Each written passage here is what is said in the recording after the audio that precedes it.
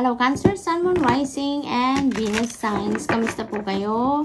Sana po nasa mabuti kayong kalagayan. Kahit saan man parte ng mundo kayo naroroon, sana po okay kayo. At mag-iingat po kayo lagi. Welcome back po sa Star Tarot.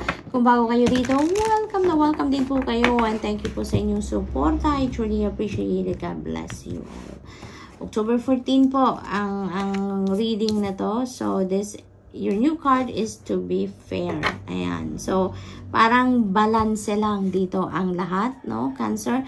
Or maaring this is an invitation for you to bring the balance back in your life, no? Maaring may mga imbalances na nangyayari sa inyo dito ngayon. Lately, maaring you're focusing on only few things, no, sa buhay ninyo at maaring may naniniglect siguro kayo na ibang parts. Kaya, parang this is an inviting you, no, to bring the equilibrium back sa buhay ninyo, no? Treat everyone and everything with fairness. Maaari din ganun ang ganap. Be fair to all, be fair to everyone, be fair to decisions din na you are making sa ngayon. So, maaring ganun ang sitwasyon. So, what else? We have breathe. Ayan, Cancer. Kailangan nyo talagang magpahinga. Kailangan ninyo mag-step back a little from what is causing you stress nang sa gayon, maibalik ninyong balanse sa buhay ninyo, sa sarili ninyo. Kasi, maaring nai-stress na din ang iba sa inyo dito, Cancer, no? Maaring nai-stress kayo physically, mentally, emotionally, and spiritually. Kaya kailangan ninyo mag-take a breather muna so that you can get back the balance in your life, no? So, napakahalagang magpahinga, napakahalagang mag-recharge kayo sa ngayon, mag-rejuvenate so that you can also recuperate and recharge, no? Kailangan ninyo yan dahil sa sobrang sipag ninyo, sa dami ninyong ginagawa, you know, magpahinga din muna kayo. You need, no, to kumbaga, mag-recalibrate kayo or mag-reset kayo ng buttons ninyo, kumbaga, no? So, what else? Refill your cup ngayon, Cancer. Poised, ayan. So, alam mo, sa sobrang dami yung ginagawa ninyo talaga, no? You are so busy, Cancer. Yun ang lagi ko napipick up dito sa mga readings ninyo. You are always busy. You are always have something to do. You always have something in your mind to do. At kung ano man ngayon ang balak ninyong gawin, ano man ang plano ninyo, you are very confident na naman sa gagawin ninyo. Maaaring meron kayong bagong gagawin na naman ngayon, bagong endeavor, and you are so excited and you are so confident about it, no? Parang sinasabi ninyo sa sarili ninyo na I can't wait to do it, or I can't wait para masimulan nyo na yon. So, you are super ready na ngayon. You know what to do. Parang napagplanuhan nyo na to lahat, no? Napagplanuhan na, pag-strategize na kayo. You know where you are heading. You know what you're going to do ngayon, no? You are very confident and you are very decisive about this. So, good luck sa iyo, Cancer. We also have mending. Ayan. So, may mga pagbabate, may mga pagre-reconcile na mangyayari din dito for some of you, for those who have someone na medyo nakasamaan siguro ng loob or nagkaroon kayo ng distance, no? Dahil siguro sa hindi ninyo pag-agree sa isang bagay, no? But now, may mga pag-uusap na. May pag-uusap na. May reconciliation na ditong magaganap, no? Cancer, magkakabati na kayo. Dito, maaring you are going to step as the bigger person dito because you are emotionally matured enough, no, para magpaka-humble at para, you know, to step up dito because maybe ayaw nyo din na masira ng tuluyan ng inyong relationship with this person. Kaya gagawa kayo ng paraan dito para makapag-usap kayo, ma-patch up ninyo kung anong dapat ma-patch up hanggang sa mag-agree kayo sa isang bagay at mag-reconcile na kayo, no, Cancer? We have imagine. Ayan. So, parang nag-iisip kayo dito. Planning talaga, no? Napipick up ko dito for you, Cancer. Maring nagpaplano kayo ng kung ano talaga ang nararapat ninyong gawin, ano pa yung mga dapat ninyong gawin nang sa gayon maging maayos ang lahat, no? Maayos ang lahat dito in terms of your relationship with another person na hindi kayo ayos in the past or recently. Gusto ninyong maayos ang lahat. So, pinag-iisipan ninyo yan. Dito din sa gagawin ninyo, you know, iniisip din ninyo, ginagawan din ninyo iniisip din ninyo dito kung paano naman ninyo magagawa ng maayos, na maganda para nang sa gayon maging successful naman kung ano man ang endeavor na to na gusto ninyong bigyan na naman ng attention sa ngayon, ano? So, maraming pag-iisip ngayon na ginagawa talaga ni Cancer. Lagi talaga kayong busy. Cancer, na-pick up ko dito lagi sa mga readings inyo. Lagi kayong busy, lagi kayong may ginagawa, no? And even if, you know, you are taking a breather, no, you're stepping back from trabaho siguro dito, kaya magre-recharge kayo, magre-reflect kayo, magme-meditate kayo, magmumuni-muni kayo, pero at the same time, you know, nag-iisip pa rin kayo, gumagana pa rin dito paminsan ang isip ninyo habang nagpapahinga ang inyong katawan, kasi parang dito tinitignan ninyo dito kung ano yung inyong gagawin, eh, 'di ba? Yun ang napipick up ko dito sa kung ano-ano bang bagay, ano bang parte ng buhay ninyo, anong klaseng buhay ang gusto ninyong marating, ang gusto ninyong ma-manifest, 'di ba, in the future, yung mga ganun ba? So parang continuously gumagana yung isip ninyo sa pagdidiskarte, sa pag-iisip ng kung paano ninyo mapapaganda ang buhay ninyo, how are you going to make things happen for you in a certain amount of time, yung mga ganun ba, Cancer? So yun ang napipick up ko dito, laging busy ang isip ninyo, no? So good luck to that, Cancer, and that's all I have for you for today. I hope nakatulong mga mensaheng ito in some way. Thank you for watching. Love and light. Namaste. Hello, Scorpio, Sun, Moon, Rising, and Venus signs. Kamusta po kayo? Sana po nasa mabuti kayong kalagayan. Saan man kayong parte ng mundo naroon. Sana po okay kayo at mag-iingat po kayo lagi. Welcome back po sa Star Tarot. And kung bago kayo dito, welcome na welcome din kayo. And thank you po sa inyong support. I truly appreciate it and God bless you all. October 14 po ngayon. So, blessed, Scorpio. Ayan. So, there are so many blessings coming in. Dito, Scorpio, that's what I am picking up. Napaka-blessed ninyo. Napaka-swerte ninyo ngayon dahil may mga grace, may mga blessings na parating sa inyo dito na maaring hindi ninyo sukat akalain na magkakaroon kayo. No? Yung parang ganon.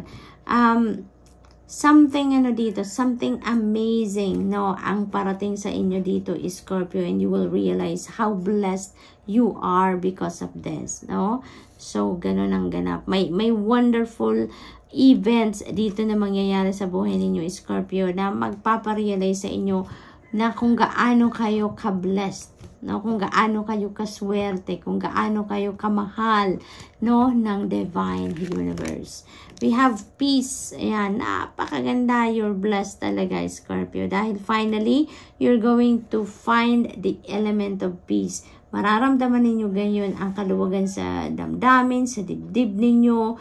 Magkakaroon kayo ng peace of mind. Yun ang mga klase ng pakiramdam na ma-experience ninyo sa ngayon. Kaya naman, walang kasing saya yan. Walang kasing saya na maging maluwag ang iyong isipan at ang inyong damdamin, 'di ba? Yung magkaroon ng peace of mind, that is a huge blessing talaga sa panahon ngayon, 'di ba, Scorpio? We also have to be fair. Ayan. So, napakaganda talaga nito, Scorpio. Wala akong ibang masabi, laging maganda. Kasi, you are finally experiencing peace. Ang daming blessings na parating sa inyo. Mga unexpected surprises, talagang blessing ang parating sa inyo. Plus, balance will be back in your life. So, talagang magiging maayos ngayon ang ganap sa buhay ninyo. Balanse, kalmado, 'di ba? Parang ganoon ang ganap dito, no? Isasaayos mo na ang lahat sa buhay ninyo ngayon. Ano man ang inyong ginagawa, ano man ang inyong inaasikaso, pinagpo-focusan sa buhay ninyo, you know? Parang kung ano man ang plano ninyo, that is parang nagto-turn out perfectly siya sa ngayon. Kaya maayos lang ang lahat sa buhay ninyo, no? So, good luck to that, Scorpio. Napakaganda. Message in a bottle. Ayan. So, ang na-pick up ko agad dito, maybe you have a communication coming in. Maaring may hinihintay kayong sulat, email, calls, maaring ganon na parating dito, no? Maari din na may letter talaga, yung may via courier, yun ang napipick up ko dito, talaga na marireceive kayo. Maari may mga documents kayong hinihintay din sa ngayon, Scorpio, no? And this could also be message, no? Intuitive messages na marireceive ninyo sa ngayon.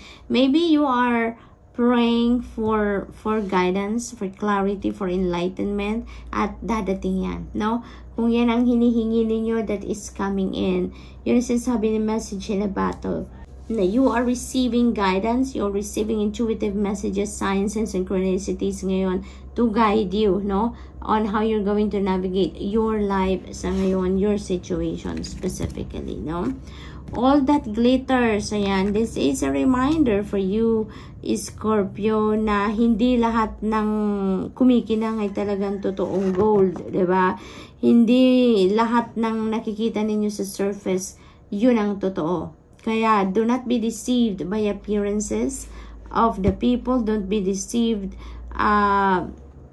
sa mga kung nakikita ninyo sa surface, because you always have to dig deeper, no? You always have to look what is beyond, no? Sa surface na nakikita ninyo, dahil maraming bagay ang deceiving, 'di ba? Maraming tao din ang deceiving, no? Kaya maaring yan din, depende sa inyong sitwasyon, maaring yan ang pinaka-importante ninyong gagawin sa ngayon, na wag kayong magtiwala lang, wag lang kayong mag-rely sa kung ano lang nakikita ninyo, but always look beyond kung ano ang nakikita ninyo. Okay, Scorpio?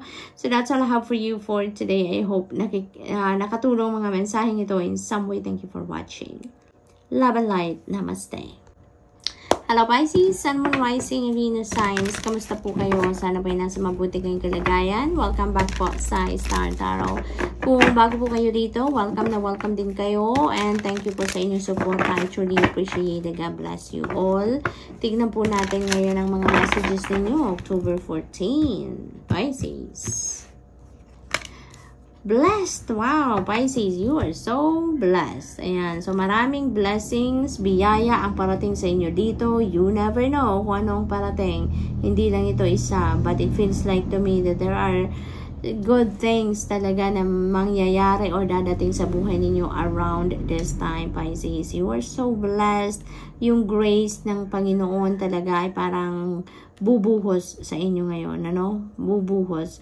There are wonderful events na maaring mangyari dito. There are going to be something amazing dito na parating sa buhay ninyo, Pisces, no? So talagang ikakasaya ninyo to. This is going to to raise your vibration talaga, Pisces. Sobra kayong mai-excite dito sa mga mangyayari sa buhay ninyo. What else? You have deep knowing. This is your intuition dito na talaga namang iniimbitahan kayo na pakinggan ninyo, no? Pakinggan ninyo ang inyong inner guidance. Pakinggan ninyo ang inyong intuition dito. Listen, no? Listen. Dahil maaaring may mga mahahalagang gabay na parating sa inyo dito. Intuitive messages, signs, symbol, synchronicity siguro na pinapadala sa inyo dito. So, you are being invited here to trust your vibes, listen to your inner guidance and your intuition, Pisces. There are important guidance dito na parating sa inyo to help you navigate your life sa ngayon. Okay? We have fork in the road. No. Kaya siguro kayo iniimbitahan na pakinggan ang iyong intuition, pakinggan ang inyong inner guidance. It's because there is a situation ninyo na there is indecisiveness, no, na nangyayari dito.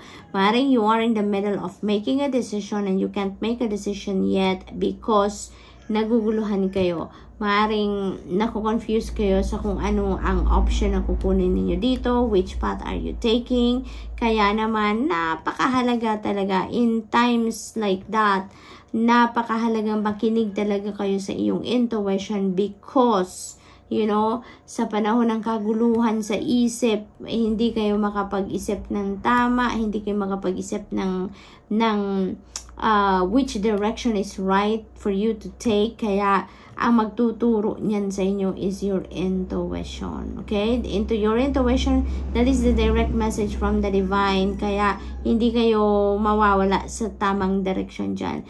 When you allow your intuition to be your guide, it will always lead you to the right direction, to the right option.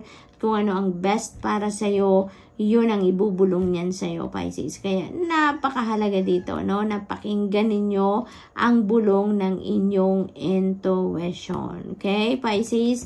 Sa gayon, makapag-isip na kayo, makapag-desisyon na kayo kung ano ang best para sa iyo. Okay? We have a change in the wind. Ayan. So, maaari, maaaring yung kalituhan na to, magkakaroon na ngayon ng direction kayo. Magkakaroon na kayo ngayon ng malinaw, malinaw na kaisipan, at malalaman na ninyo dito, you're going to be able to figure out na ngayon which way you are taking, kasi maaaring may kinoconsider na kayo ditong desisyon and you are changing your mind because when you listen to your intuition, diba, maaaring sabihin ng intuition ninyo, nope, Pisces, hindi yan ang para sa'yo, kaya siguro nagkaroon kayo ng indecisiveness, Kasi maaaring may narinig na kayo dito na kung ano man ang kinoconsider ninyo in the past, hindi yun ang best para sa'yo. Kaya there's going to be a change ngayon ng path na tatahakin ninyo. And I'm pretty sure na mapagdidesisyonan nyo na yan ngayon, Kaya nga may message na kayo dito na change in the wind, ibig sabihin dito, may napagdesisyonan na kayo dito kung alin ang tatahakin ninyong daan, Merong change na mangyayari dito. There's going to be, pagkakambyo, kumbaga, sa driving, may pagkakambyo na kayo ngayon ng inyong kaisipan, ng inyong decision. So, most likely talaga dito, magiging malinaw na ang lahat, para sa inyo. At alam nyo na ngayon kung saan kayo patungo. So, we also have no place like home. This is your authenticity. This is you. This is the real you. Kumbaga dito, that is going to arise na din, Pisces.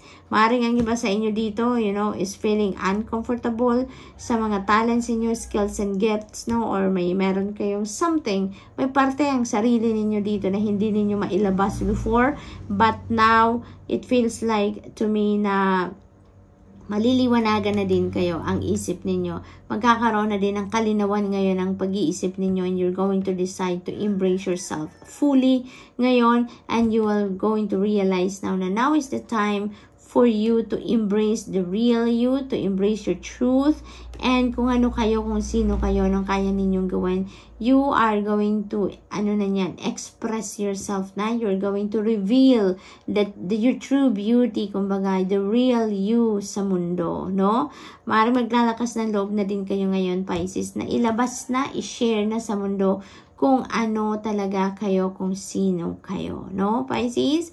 So, good luck, and that's all I have for you for today. I hope nakatulong ang mga mensaheng ito in some way. Thank you for watching. Love and light. Namaste.